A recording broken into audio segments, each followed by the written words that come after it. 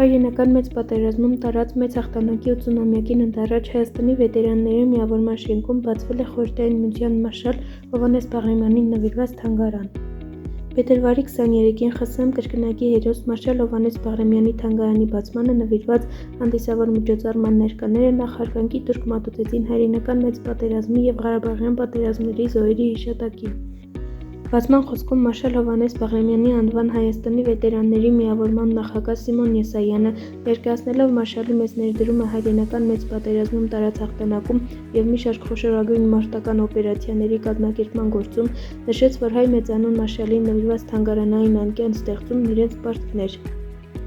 Բացելով Հովհաննես Բաղրամյանի անվան մարտական փառքի թանգարանը, մենք նաև հարգանքի տուրք ենք մատուցում 100 հազարավոր հայ մարտիկներին, ովքեր ուսուսի մարտնչել են մյուս ժողովուրդների, ընդգծեց Եսայանը։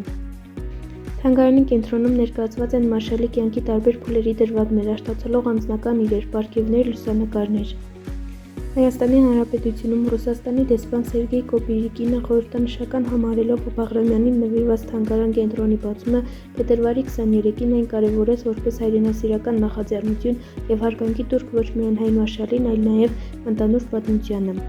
Այս տոնը խորհրդանշում է այն, ինչը շատ տարի շարունակ միավորել է մեր ժողովուրդներին, այդ թվում 80 տարի առաջ տարած մեր դժվարագույն մեծ հաղթանակը։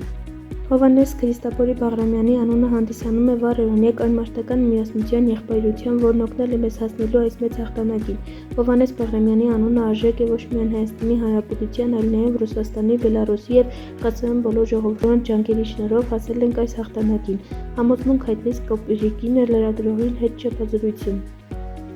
Մարշալի թոռը Իվան Բաղրամյանը իր ընտանիքի անունից շնորհակալություն հայտնեց թանգարանի ստեղծման նախաձեռնողներին։ Հիմա կարելի է արդեն համարձակորեն ասել, որ նաև Երևանում կա Բաղրամյանին նվիրված թանգարան։ Մեր ընտանիքում միշտ նշել են հաղթանակի օրը, մայիսի 9-ը և փետրվարի 23-ը որպես հայրենյանց պաշտպանի օր։